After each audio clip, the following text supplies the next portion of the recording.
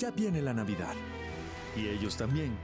Traen algunos regalos y cargas a la vez. Un día, 2, hasta 3 o más. ¿Cómo sobrevivir a los que decimos amar? A tu jefe que piensa que un regalo de fiestas es trabajar largas horas extra. O al pretendiente que mamá te llevó a la cena. Que vive con los papás, no hace nada por la vida y jamás se peina. O tal vez a tu cónyuge, el que te tiene hasta el copete. Al que le darías justo lo que se merece. Regalar de vuelta el suéter que no te quedó. O poner carbón en la bota de regalos o quizás nada del todo. Con quien sea el problema o la razón, todos queremos expresar cariño en esta ocasión.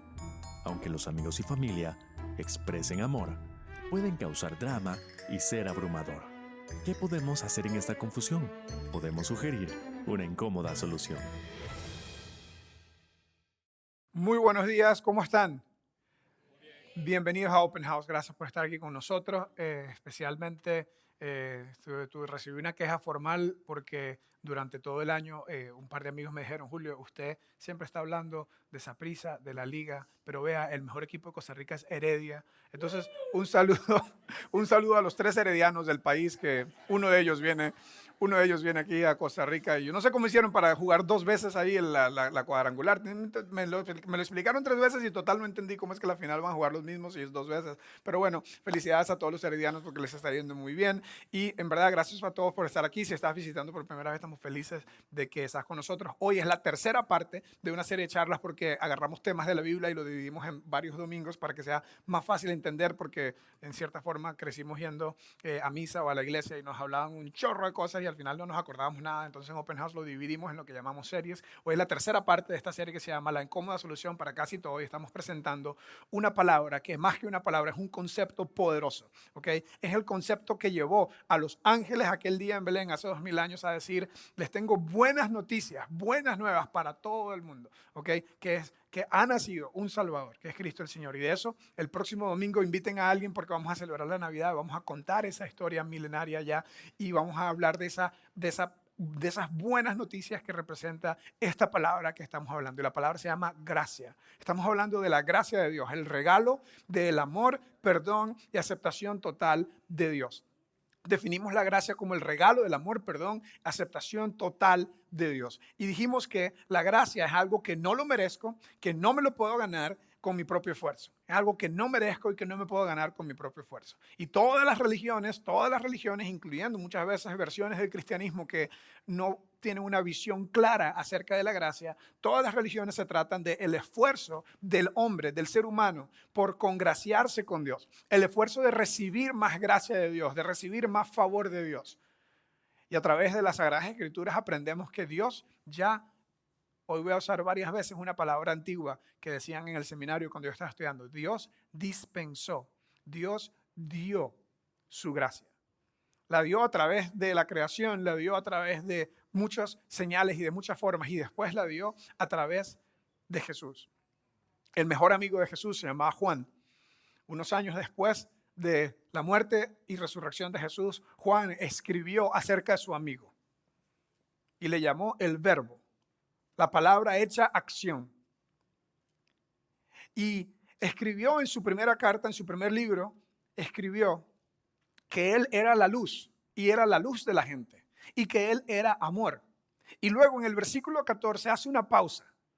Le habla a los judíos, él era judío y le habla a los judíos diciendo: él vino a los suyos y los suyos no le recibieron, y después a todos los que le recibieron les da esa facultad de reencontrarse con Dios. Y luego como que hace una pausa en su escritura y nos da el siguiente texto. Ese verbo que estaba desde el principio con Dios se hizo hombre. En la versión que tú y yo tal vez crecimos leyendo decía: se hizo carne, se encarnó. El milagro de la divina encarnación. Ese verbo, ese Dios que estaba desde la pura creación, se hizo hombre y Juan dice: habitó entre nosotros. Y vea qué frase. Estuvo conmigo. Andábamos para arriba y para abajo juntos. Almorzábamos juntos, cenábamos juntos. Íbamos a pescar juntos en el mar de Galilea. Yo lo vi cuando se enojaba, yo lo vi cuando estaba contento. Dice: estuvo entre nosotros. Esto no es un libro de religión, sino el testimonio de un hombre.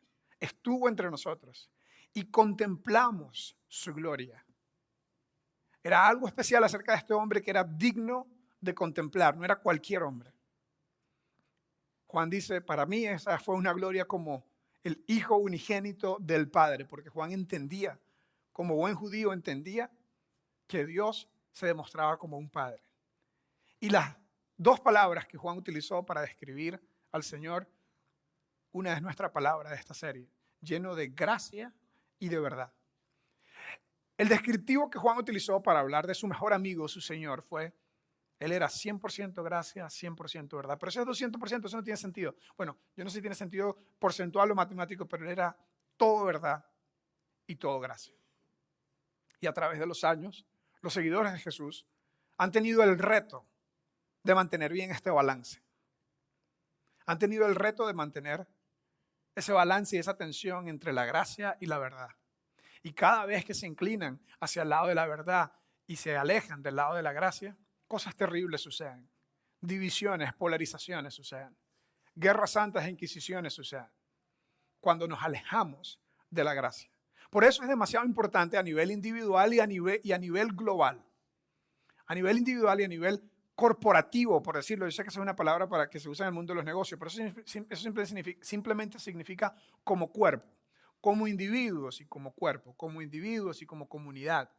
Necesitamos tres cosas con la gracia. Necesitamos entenderla, necesitamos recibirla y necesitamos extenderla a otros. En las últimas 2 semanas hablamos de la importancia de entender la gracia de Dios y utilizamos la historia de Mateo, un publicano, lo peor de lo peor en el mundo de hace 2000 años, en el mundo de Jesús. A quien Jesús, a él como a Zaqueo y como a muchos otros publicanos decía, necesito sentarme contigo, a almorzar y a hablar para que entiendas la gracia de Dios. Después dijimos que tenemos que recibirla y contamos la historia del hijo pródigo. Si te perdiste las últimas 2 semanas en la aplicación móvil o en la página web o en nuestro canal de YouTube lo puedes ver. La segunda semana dijimos la historia de recibir la gracia. De un hombre que tenía 2 hijos y uno se le fue y completamente se alejó de su padre, no solamente físicamente, sino emocionalmente, psicológicamente, hizo todo lo contrario que su padre le había enseñado. Y después este hijo recibió la maravillosa gracia, la sublime gracia del Padre. Y Jesús utilizó esa historia central. Yo les dije la semana pasada que era mi capítulo favorito de la Biblia, Lucas capítulo 15, porque a través de 3 parábolas, a través de 3 historias, Dios dice el mismo mensaje. La prioridad de Dios es la gente que está lejos de Dios.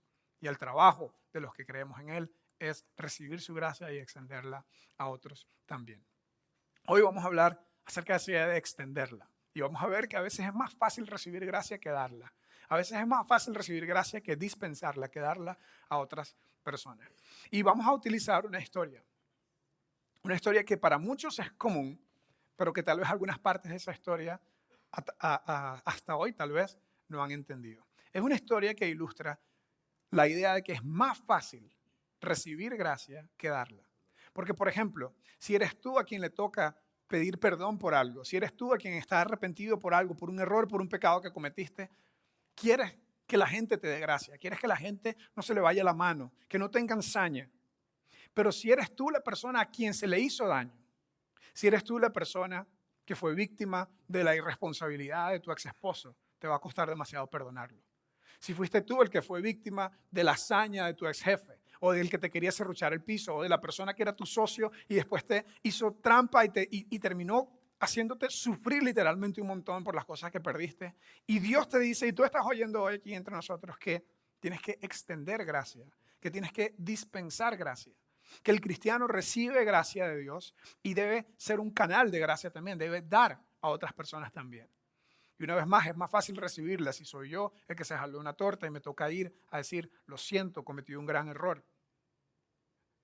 Es muy delicioso recibir la gracia, pero tener que ser la persona que está del otro lado, tener que ser la persona que sufrió y perdonar a veces es una de las cosas más difíciles. Y una de las cosas centrales al cristianismo y centrales a la Navidad es que Jesús vino al mundo para darnos de su gracia y para que nosotros la pudiéramos dar a otros. Entonces, si te cuesta perdonar, Si te cuesta perdonar a tu ex esposo, si te cuesta perdonar a tu ex socio, si te cuesta perdonar a un jefe o a un ex jefe, si te cuesta perdonar a un amigo que te traicionó y ya no es amigo, hoy probablemente es la charla para ti. Y qué bueno va a ser llegar a la celebración de la Navidad. Por poner un día, no importa si fue el 24 o el 25, nosotros vamos a celebrar la Navidad el próximo domingo, el 22. Pero qué bueno llegar a la celebración de la Navidad con una página en blanco, habiendo perdonado a todas las personas que nos han hecho daño, porque podemos extender la gracia de Dios. La historia es fascinante, como dije. Esta historia ustedes la escucharon. Cristiano o secular, cristiano, creyente o no creyente, sea quien sea, en algún momento has escuchado esta historia. ¿Okay? Especialmente si creciste como yo, yendo a la escuela dominical, o yendo a una misa o al catecismo donde te enseñaban las historias de la Biblia. Hoy vamos a hablar de la historia de un hombre que se llamaba Jonás. A ver, encuesta rápida. ¿Quién ha escuchado la historia de Jonás? Levante la mano. ¿Ve? Casi todos ustedes han escuchado la historia de Jonás, así que vamos a enfocarnos en partes clave porque todo el mundo conoce la historia, ¿ok? Jonás vivía en Israel, específicamente en el sur de Israel, que es el área de Judea, ¿ok? Y era un profeta de Dios. Algo que tal vez ustedes no saben acerca de Jonás es que antes de que Dios le diera una tarea, la que hoy vamos a hablar, de ir a la ciudad de Nínive, antes de eso, él ya era un profeta de Dios. Y un profeta de Dios en ese tiempo era alguien que hablaba en nombre de Dios, ¿ok? Pero como eran tiempos diferentes a los de ahora y no teníamos, no sé, la revelación de la palabra de Dios, por ejemplo, la Biblia completa, o por diferentes razones, Dios hablaba a través de personas específicas que básicamente decían, esto es lo que Dios dice. Y si eso se cumplía, la ley de Moisés decía, si viene un profeta y dice, va a pasar tal cosa y esa cosa no pasa, ese es un profeta falso, ¿ok? Esa era la forma de evaluar si un profeta era auténtico, era fidedigno, era simplemente si lo que él decía pasaba, ¿ok? Y Jonás se encontró con un problema porque él era un buen hombre, o sea, el que Dios escogía para ser profeta era una persona que se había portado bien, que había hecho las cosas bien, que era una buena persona, era una persona justa, era una persona que había tratado de hacer las cosas al pie de la letra, había seguido la ley de Moisés. En este tiempo ya estaban bajo el tiempo de la ley de Moisés. Estamos hablando específicamente alrededor del año 700 antes de Cristo. Y Jonás fue escogido para esa tarea de hablar en nombre de Dios. Sin embargo, en un momento, que eso no está en el libro de Jonás, eso está en el libro de las Crónicas y en el libro de los Reyes, Jonás tenía que hablarle a un rey que se llamaba Jeroboam II. Jeroboam II era hijo de Jeroboam I. Para que estemos claros, ¿ok? Y Jeroboam I era hijo de Salomón y Salomón era hijo de David. Y David fue el segundo y el más importante rey de Israel. El punto es que este tataranieto de David era mal portadísimo. Era un rey malísimo. Empezó a reinar cuando tenía 16 años. Ustedes lo pueden leer en el libro de Segunda de Reyes, capítulo 14. Y Jonás tenía la tarea de decirle a él, si usted se sigue portando mal, Dios lo va a castigar. Si usted se sigue portando mal, Dios lo va a castigar. Pero Dios decidió, y esto lo pueden leer después, está un poco como escondido ahí en este texto, y probablemente todos los que habían escuchado la historia de Jonás probablemente no habían escuchado esta historia. Dios decidió darle cuerda y darle cuerda y darle cuerda a este mal portado, porque castigarlo a él iba a representar castigar a un montón de gente que estaba debajo de él. Y Dios decía, no puedo castigar a los hijos por los pecados de los padres. Y Jonás está como peleado con Dios diciendo, tú me estás mandando a mí a decirle a este rey, que es compatriota mío, que está mal portadísimo, que se porte bien o que tú lo vas a castigar, y el castigo no le llega. Y ya Jonás venía un poco picado con Dios, porque Dios había decidido extender más gracia, dispensar más gracia a la gente de Israel, no castigando a este rey mal portado. ¿Ok? Pequeño preámbulo, pequeño paréntesis. Un día Dios le dice a Jonás, Jonás, tengo otro brete para vos. Váyase a Nínive. Y Nínive queda 500 millas al noreste de Judá. Y Jonás dijo, ¿para qué quiere usted que yo vaya a Nínive? Porque esa gente está muy mal portada. Y esa gente necesitan escuchar que si no se portan bien, que si no cambian sus caminos, Dios lo va a castigar. Y Jonás dijo, yo lo conozco a usted, así que busque a otro. Jonás, váyase para Nínive. Y Jonás se fue al puerto de Jope, que está en Jaffa, en Tel Aviv. Jaffa está justo a la par. Yo soy un afortunado, porque hoy les voy a hablar de dos lugares donde he tenido la fortuna de estar. En Nínive he tenido la fortuna de estar porque me invitaron hace 2 años a a dar unas charlas al staff de mi cuñado que hace trabajo humanitario, trabajo misionero allá. Entonces tuve la oportunidad con mi esposa de ir y a Israel fuimos hace como 4 años con un grupo de amigos a hacer como una semana intensa de estudio de la Biblia y la pasamos súper bien. Lo cierto es que conozco estos lugares en vivo, en persona, ¿ok? El puerto de Jaffa es de donde en aquel tiempo era el puerto más importante. Ahorita está en Haifa, que es unos metros más, un montón de millas más al norte. El punto es que Jonás, Dios le dice que se vaya a Nínive, 500 millas de donde él vivía, y él decidió irse como dijo Ricardo Montaner, al último lugar del mundo, lejos de la cordillera. Bueno, nadie se sabe esa canción. El punto es que este mapa que está aquí era en los primeros 1500 años después de Cristo, era el mapa mundi. Este era el mapa mundi, ¿ok? Porque América no había sido descubierto todavía, ¿ok? Eso fue en 1490 y Rodrigo de Triana gritó tierra, pero bueno, el punto es que este era el mapa mundi, este era el mapa del mundo, ¿ok? Y en cierta forma, esto es muy interesante, esta historia tiene demasiadas curvas y demasiados puntos demasiado interesantes, al menos para un geek de Biblia como yo, ¿ok? El punto es que el último lugar del mundo era Tarsis. Tarsis era España, no sé, por ahí por Málaga, Andalucía, el sur de España. ¿A quién no le va a gustar ir al sur de España, verdad? Lo cierto es que Dios le dice a Jonás, váyase a Nínive, vaya a hacer el trabajo que yo le estoy mandando. Y Jonás dijo, nada que ver, yo me voy para España. ¿Ok? Y agarró y se montó en un barco. Dice la historia, tienen que leerla después ustedes mismos. La historia dice, se compró su propio boleto. No sé, es como que tal vez Dios se lo iba a pagar si él iba a Nínive. Dice, no, yo prefiero pagar mi propio boleto para ir a donde yo quiero ir, porque yo no quiero ir a Nínive. Y se fue a Tarsis. Y ustedes conocen lo que pasó.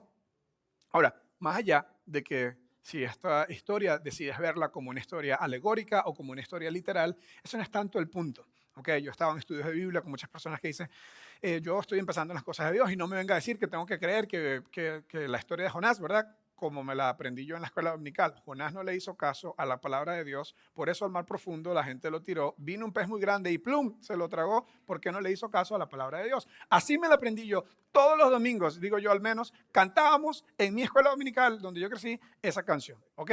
Así me la aprendí yo y así lo creí yo. Y luego tengo una persona aquí de 45 años, ¿verdad? Estudiaba en las mejores universidades del mundo, un empresario súper exitoso, y dice, a mí me cuesta creer, ¿verdad?, que Jonás no le hizo caso a la palabra de Dios, por eso al mar profundo la gente lo tiró y vino un pez muy grande y plum, se lo tragó y porque él no le hizo caso a la palabra de Dios. Y yo digo, qué interesante, ¿verdad? A mí no me cuesta creerlo porque me lo dijeron desde pequeñito, pero si te pones a pensarlo, la verdad es como difícil de creer. Realmente una persona puede vivir dentro de un pez, dentro de una ballena, no sé, el tiburón ballena, que es el más grande, no sé. El punto es que eso es imposible, ¿verdad? Eso lo que quiere decir que tal vez Jonás murió. Y después el pez que lo vomitó, como que Dios lo resucitó. Eso es muy interesante porque Jesús dijo que así como Jonás estuvo tres días en el pez, en el vientre del pez, él tenía que estar 3 días en el Seol, en la muerte, y después resucitar. El punto es que Jesús, quien es muy importante para mí, ¿ok? Porque murió y resucitó, y cualquiera de entre ustedes que muera y resucite, habiendo predecido, se dice, predecido, por favor. Cualquiera de ustedes que prediga su muerte y su resurrección y lo haga, se va a convertir en mi próximo Señor. ¿Ok? Cualquier persona. Entonces, hay uno solo que ha hecho eso. Jesús es mi Señor, por eso es tan importante para mí. Y él, el Señor Jesús, mencionó a Jonás en lo que, a lo mejor de mi entendimiento, lo mejor que yo puedo entender e interpretar esto, Jesús se refirió a eso como un hecho histórico. Por eso yo tiendo a creer que es un hecho histórico, pero también entiendo muy bien que es muy difícil de creer. Jonás se monta en el barco hacia Tarsis. Están remando, porque eran barcos de remo, están remando y con velas, ¿verdad? Y de repente hay una gran tormenta, los maes no saben qué está pasando, era una sociedad demasiado supersticiosa, entonces Jonás está por allá en un rincón, ¿verdad? Agarrado, ¿verdad? En el barco, en medio de la tormenta, y de repente alguien dice, tú eres un forajido y no eres como nosotros, no tienes pinta de pescador, eres como, estás todo bien vestido y todo, y dinos qué está pasando. Y Jonás dice, ¿sabes qué? Esto es culpa mía, porque Dios me dijo a mí que fuera para Nínive, yo le dije nada que ver, y Dios está castigándonos con esto. Pero igual, como yo no quiero ir a Nínive, no me voy a arrepentir de decirle a Dios que me mande para Nínive si calma esta tormenta, sino que más bien yo me prefiero morirme antes de irme a Nínive, así que échenme al mar. Y los más dijeron, no, pero no podemos echarte al mar, ¿cómo te vamos a echar al mar? Tú eres uno de nosotros, o sea.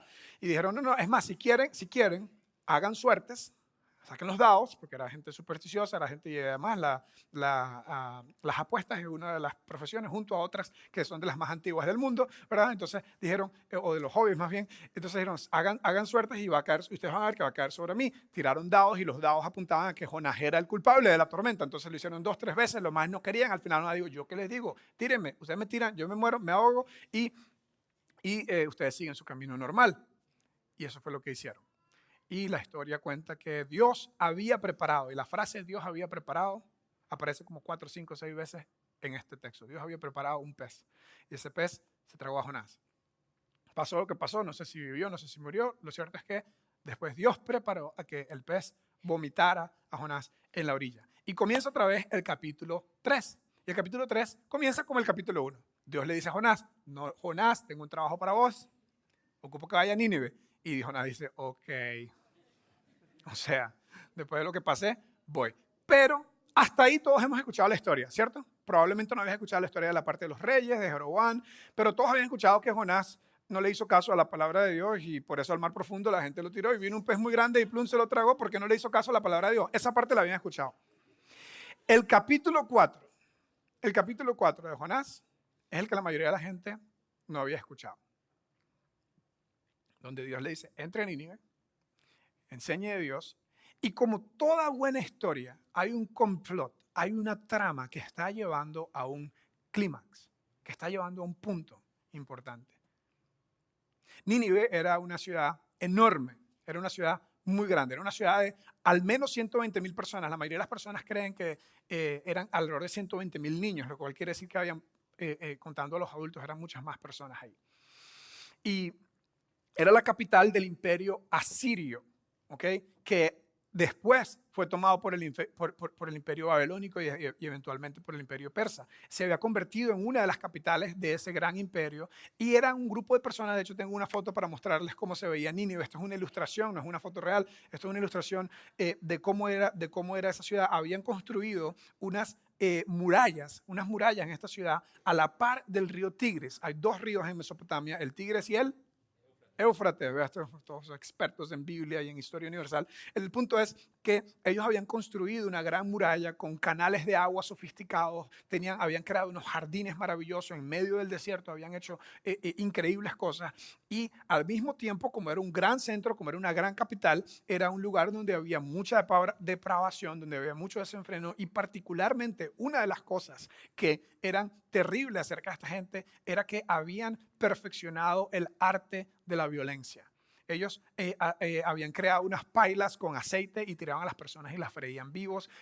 Ellos, como a los animales, le quitaban la piel a las personas cuando conquistaban a sus enemigos. Eran personas increíblemente violentas. Y Asiria tenía, como hacían todos los imperios, tenía en su agenda ir y conquistar todos los reinos de alrededor, incluyendo el de Israel. Después de la muerte de Salomón, el reino de Israel se dividió en norte y sur, y el imperio y la parte del norte se llamó Israel y la parte sur se llamó Judá, y la parte norte estaba ya bajo amenaza de invasión del imperio asirio. Y a ese grupo de personas terrible que no seguían la ley de Moisés, que no seguían ninguna ley, que eran terriblemente violentos, terriblemente depravados, a ese grupo de personas Dios le dice, Jonás, vaya y dígales que en 40 días Dios va a trastornar, a destruir la ciudad de Nínive. Y que si ellos se arrepienten, yo no voy a castigarlos. Y Jonás dijo, no, mande fuego del cielo como hizo con Sodoma y Gomorra y destruyalos a todos porque eso es lo que ellos se merecen. Yo no voy para allá. La segunda vez, en el capítulo 3, decidió ir, pero todavía la está esperando. Yo sé que son mal portados y no se van a arrepentir. Entonces, fijo, esto es lo que les espera. Jonás, en cierta forma, tenía odio contra estas personas. Qué sé yo, probablemente ya habían capturado a algunos de sus compatriotas o algún familiar le había hecho.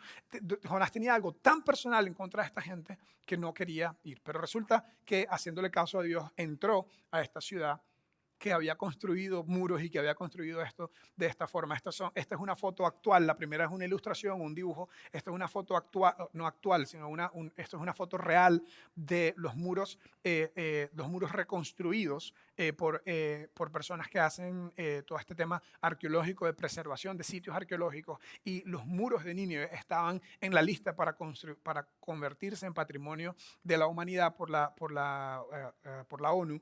Y justo en la batalla del Estado Islámico, parte de lo que ellos hicieron fue en el 2017, la batalla más grande que tuvo los aliados contra el Estado Islámico fue en la ciudad de Mosul, que la ciudad de Mosul es el nombre moderno de la ciudad de Nínive, ¿ok?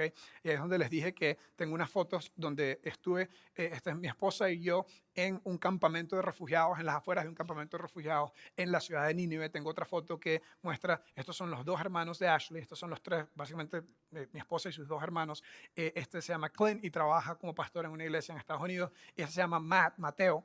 Y Mateo tiene una historia fascinante porque él había decidido ser empresario, había estudiado, se había graduado bachelor's y maestría en la Universidad de Georgia y tenía como 6, 7 antes de terminar la maestría, tenía como 6, 7 ofertas de diferentes empresas, corporaciones enormes, y él decía, ese es mi camino, ¿verdad? Y mi esposa había hecho trabajo misionero toda la vida, el mayor había hecho trabajo de iglesia toda la vida, y él decía, yo voy a hacer un montón de plata y voy a ayudarlos a ustedes porque ustedes son pobres, porque no tienen plata, porque trabajan en temas de ayudar a otras personas, y tomó un viaje misionero con mi esposa cuando estaba justo en ese verano, y cambió completamente su visión y se dedicó, y ya tiene más de 15 años trabajando como misionero o como trabajador humanitario en lugares muy difíciles. Hace 10 años, después de vivir 5 años en África, hace 10 años le dieron la tarea de dirigir una serie de campamentos refugiados en Siria, en el norte de Irak y en Mosul, donde estábamos en esta foto. Creo que tengo una foto más que describe esto es cómo quedaron diferentes lugares en la ciudad de Mosul después de las batallas contra el Estado Islámico. Creo que tenemos otra. Esta es una calle en Nínive antigua o actualmente Mosul, y esta es básicamente simplemente una idea de cómo está esa ciudad hoy. Ahorita voy a regresar al final a hablarles un poquito más del trabajo que hace mi cuñado ahí, que es fabuloso. Pero de regreso a la historia de Jonás. Jonás entra a la ciudad de Nínive, que no se veía así, se veía como estaba en la primera ilustración, y comienza a decir, arrepiéntanse de todo lo malo que ustedes hacen porque Dios los va a castigar. Arrepiéntanse. Dice que la ciudad tomaba más de 3 días cruzar a pie, caminando, y normalmente en este tiempo eran ciudades pequeñas, era una muy, muy grande. Y resulta que la gente comenzó a acercarse a Jonás, comenzaron a escuchar lo que él decía y comenzaron a llorar y a sentirse mal por todas las cosas malas que habían hecho. El movimiento se fue haciendo tan grande en cuestión de momentos que se enteró el mismo rey. Y el rey también se arrepintió de todo lo malo que él había hecho y lo que había hecho la gente a su alrededor. Y dice que el rey decretó un ayuno de 3 días para que nadie comiese y que nadie trabajase y que nadie hiciese nada, sino pedirle a Dios perdón por todos los pecados y por todas las cosas malas que habían hecho. Y resulta que dijo que ni siquiera a los animales le van a dar comida. O sea, pasaron de un polo a otro, de perversión extrema a contrición extrema, de ser personas mal portadísimas a ser personas que estaban completamente arrepentidos del mal que habían hecho.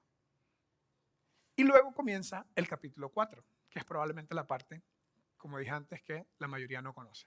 Comienza así. Este cambio de planes, ¿cuál cambio de planes? Dios decidió no darle a Nínive el castigo que había prometido. Cambio de planes, decidió perdonarlos. ¿Okay? Este cambio de planes molestó mucho a Jonás y se enfureció. Entonces le reclamó al Señor. Y otra vez, yo no sé cómo funciona esto, yo no sé si era en su mente, yo no sé si, estoy casi seguro que Dios no se le apareció, pero es un poco interesante, a veces es difícil de asimilar en la Biblia, pero al menos por los propósitos de la historia podemos seguir la trama. Le reclamó al Señor, Señor, no te dije yo, no te dije antes de salir de casa que tú harías precisamente esto. O sea, aquí está la razón por la cual Jonás no quería ir. Jonás ya había tenido una experiencia con el rey Jeroboam II, que te va a castigar, que te va a castigar, que te va a castigar. Y Dios no lo castigaba porque Dios es misericordioso, porque Dios es bueno, porque Dios nunca quiere castigar a ninguno de sus hijos, tal como yo nunca quiero castigar a mis hijos. Y de vez en cuando Dios lo hace. Aquí está otra enseñanza del libro de Jonás, que la disciplina de Dios tiene propósitos restaurativos, tiene propósitos de ayuda. Cada vez que pasamos un mal momento por algunas malas decisiones que tomamos, Dios lo que está haciendo es tratando de ayudarnos a que nos acerquemos más a Él y tratar de ayudarnos a que mejoremos. Pero Dios es grande en misericordia, como Jonás dice. Yo sabía, y esto es lo que yo te dije antes de salir de casa, que tú harías precisamente esto. Por eso, y Jonás está molesto. Por eso me fui a Tarsis, porque sabía que tú eres un Dios misericordioso, compasivo, lento para enojarte y de amor inagotable. El amor de Dios para Nínive es inagotable y el amor de Dios para usted y para mí es inagotable.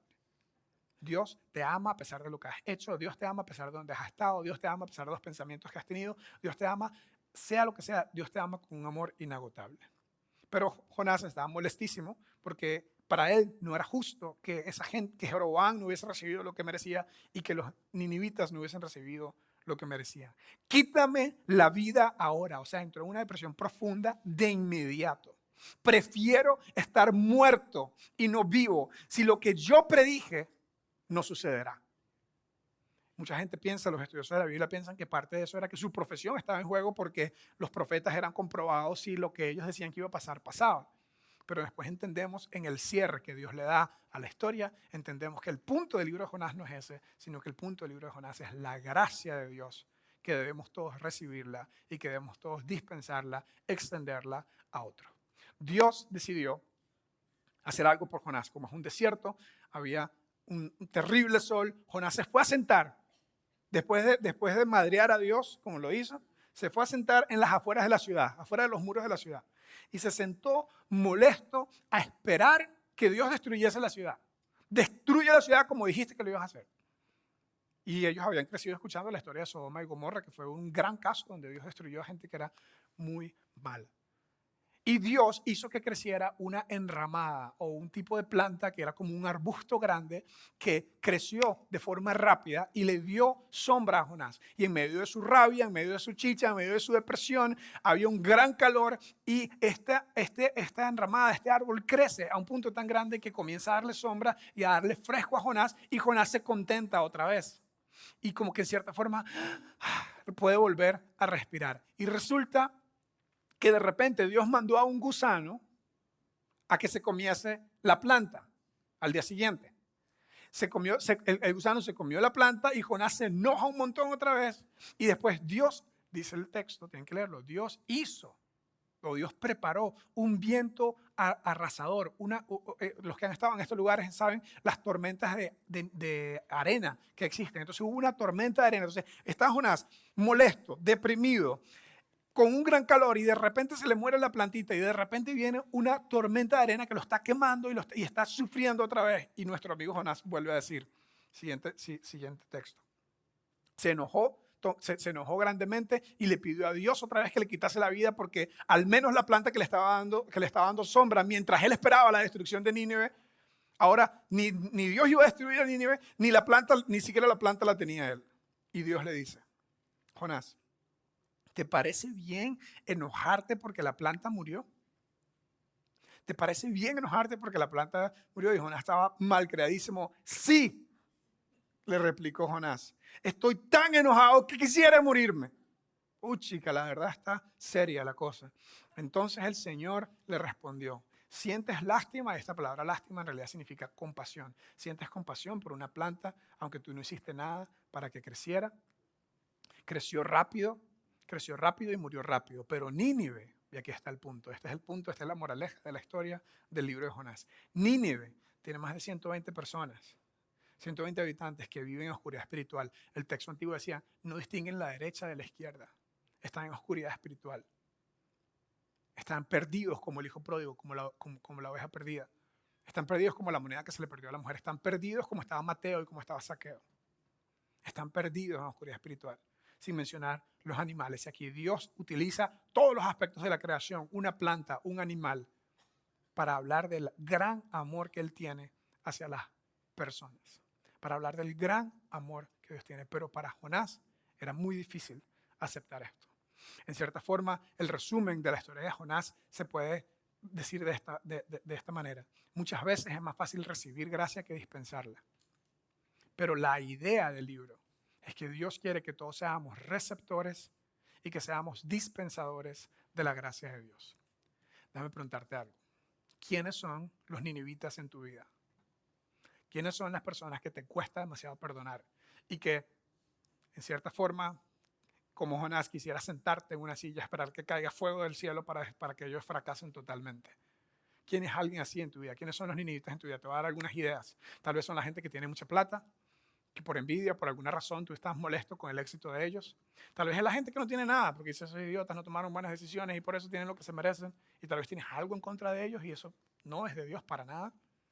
Tal vez son los inmigrantes porque vienen aquí a este país a quitar una cosa y por dicha, yo soy inmigrante y por dicha Costa Rica, cero xenofóbico. Costa Rica es uno de los países más lindos, pero a veces nos cuesta, ¿verdad? Personas que piensan, o los que piensan diferente, que no piensan como nosotros. Entonces, son algunas categorías. Ahora, déjame decirte, no existe lugar para nada de esto para alguien que cree en Dios y que sigue a Jesús. Porque el amor de Dios es inagotable y es para todas las personas. Tal vez son los que no son creyentes, tal vez son los que son de otra religión. Pero vamos a ponernos un poco más específicos.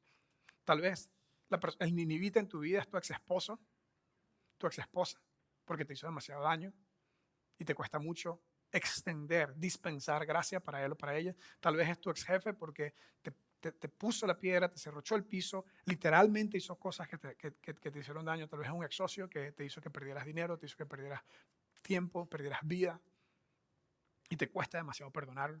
Tal vez alguien muy cercano a ti, tal vez es un amigo que te hizo mucho daño, te traicionó y te cuesta demasiado perdonarlo. Otra forma de pensar en esto es a través de esta pregunta. ¿El fracaso de quién celebrarías en secreto? ¿El fracaso de quién celebrarías en secreto? Si alguien fracasa y tú celebramente lo celebras, te da como un airecito, que se siente bien en el momento. Tal vez ese es un ninivita en tu vida y Dios te está diciendo, yo no veo a esa persona de la misma forma que tú la ves. Fijo, te hizo daño, fijo, lo que hizo está mal, pero tú necesitas darle a esa persona gracia, la gracia de Dios. El mensaje de la gracia de Dios es personal y es global. Quiero terminar hablándoles de nuevo de mi cuñado, Matt y Sarah. Ellos son personas, en mi opinión, esta es la familia entera. Ellos son personas, en mi opinión, que han recibido la gracia de Dios y que están dando la gracia de Dios. Ellos decidieron irse precisamente a esa zona, a la zona de Nínive, solamente a unos 30 kilómetros de Nínive donde ellos viven, y empezaron un centro comunitario, un community center. Empezaron ahí. El día de ayer, el viernes o sábado, me mandaron esta foto. Este es un community center en la ciudad de Mosul. Estos chiquitos que están aquí son ninivitas. Este muchacho que está aquí lo están entrenando para ser pastor de este community center. Si se dan cuenta, tal vez no se puede ver en la pantalla, pero atrás está la historia del arca que le están enseñando a los ninivitas, a los chicos en la ciudad de Mosul. Yo no sé si con los tiempos, ¿verdad?, de los cambios, estamos hablando de 2700 años atrás, no sé si se veían igual que ellos, pero lo que movió a Matt y Sarah a irse a este lugar es porque en cierta forma ellos dijeron, la gracia de Dios ha sido tan grande con nosotros que nosotros debemos extenderla a otros. Y por eso yo decía que esto tiene una conclusión individual y tiene una conclusión global.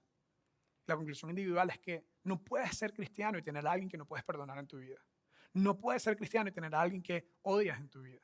No puedes ser cristiano y no asumir el rol de ser un receptor y ser un dispensador de gracia, de recibir la gracia de Dios y de ser canal para que la gracia de Dios venga a tu vida. Jonás creía en Dios, pero no había entendido los propósitos de Dios. Y yo creo que es hasta el momento que llegamos a decir, Dios, úsame para ayudar a otras personas, para hacer nuestro mundo un poquito mejor, que hemos encontrado el verdadero propósito de Dios como cristianos, de ser llevadores, dispensadores de la gracia de Dios. Por eso, la conclusión de esta charla son dos. Uno, debemos recibir y extender la gracia de Dios. ¿La has recibido? ¿La estás extendiendo? Y segundo, debemos ver a la iglesia que va a ser más efectiva cuando el mensaje de la gracia es más claro. de vez en cuando alguien nos critica y dice, no, porque ustedes hicieron una charla, ¿verdad? Y pusieron una cosa ahí que decía que los homosexuales y no sé qué más, y las preferencias sexuales. Nos vamos a inclinar hacia la gracia, hacia amar a los que piensan diferente, a los que son diferentes, a los que viven diferente, a los que no están de acuerdo con nosotros, a los que no son parte de nuestras creencias. Nos vamos a inclinar hacia amar, hacia demostrar el amor de Dios a las personas que son diferentes a nosotros, o nos vamos a concentrar en ser un grupo de cristianos felices, un grupito pequeño, ¿verdad? Que piensa igual, se mueve igual, se viste igual. Y Dios me libre a mí de ser parte de una cosa como esa. Porque por más que disfruto la gente que piensa como yo, el propósito de mi vida y el propósito de la iglesia es que el mensaje de la gracia de Dios sea súper claro. Vamos a cerrar con una oración y lo vamos a escuchar una vez más a nuestros amigos de Master Key cantando la canción Sublime Gracia, Amazing Grace. Señor, te damos gracias por tu gracia. Te damos gracias que a través de la historia de Jonás entendemos que a nosotros mismos nos ha costado en algún momento perdonar a alguien. A nosotros mismos nos ha costado en algún momento ver con buenos ojos a alguien que nos ha hecho daño. Ayúdanos a todos como individuos, pero también como comunidad, a convertirnos en un grupo de personas que trabajamos en la misma agenda que tú trabajas. Que primero tú trabajes en nuestras vidas para que podamos recibir tu gracia, pero también que trabajes a través de nosotros, siendo nosotros dispensadores y extendedores de la gracia de Dios. Te quiero pedir por la persona que está aquí, está muy, muy, muy herido por un jefe, por un familiar, por su ex esposo, por su ex esposa, que hoy pueda ser el día, una semana antes de celebrar la Navidad, que hoy pueda ser el día donde suelta a esa persona que le hizo tanto daño. Que pueda incluso hacer algo específico, como escribirle algo, aunque no se lo tenga que dar, de simbólicamente cerrar ese capítulo de perdón para poder extender la gracia a esa persona que le ha hecho daño. Y te quiero pedir que todos juntos, como comunidad, como familia, decidamos que Open House sea conocida como el lugar que se inclina hacia demostrar la gracia, el amor inagotable de Dios. Gracias por tu gracia.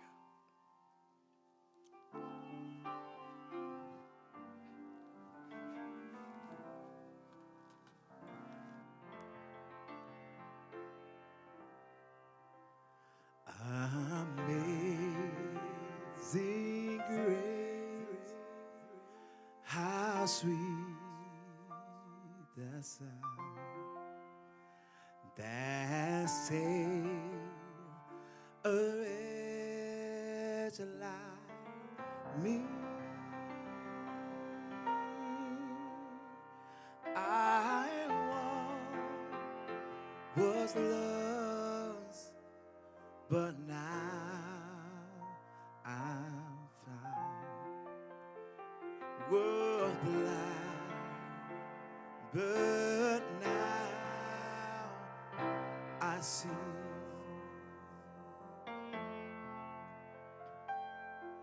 Through many danger, toils, and snares, we have already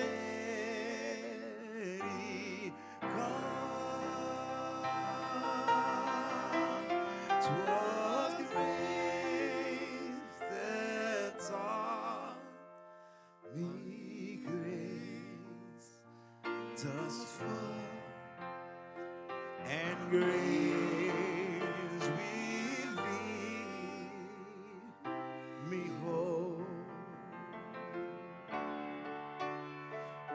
When we've been dead 10,000 years, bright shining as the sun, to walk the race that taught me then thus far, and grace will lead me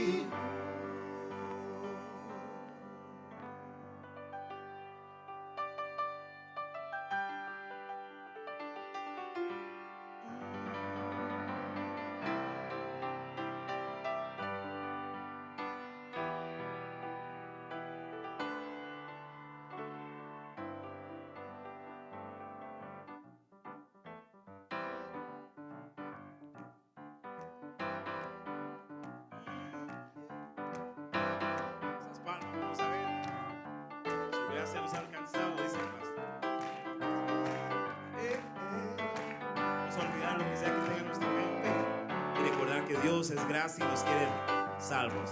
Well, amazing grace, how sweet that sound, that saved a wretch like me. I was lost, but now I found. Was blind, but now I see. Oh, well, amazing grace, how sweet that sound, that Savior like me. I was lost, but now I'm found. Was blind, but now I see. Come on, Lisa. I see. Yeah.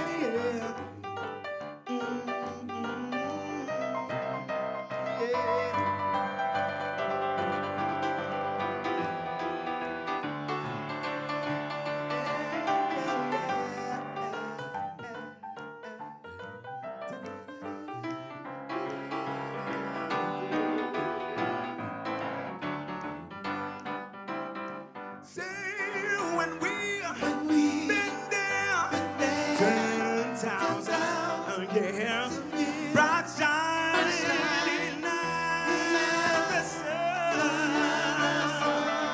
We know let them to see the bread and when we first begun.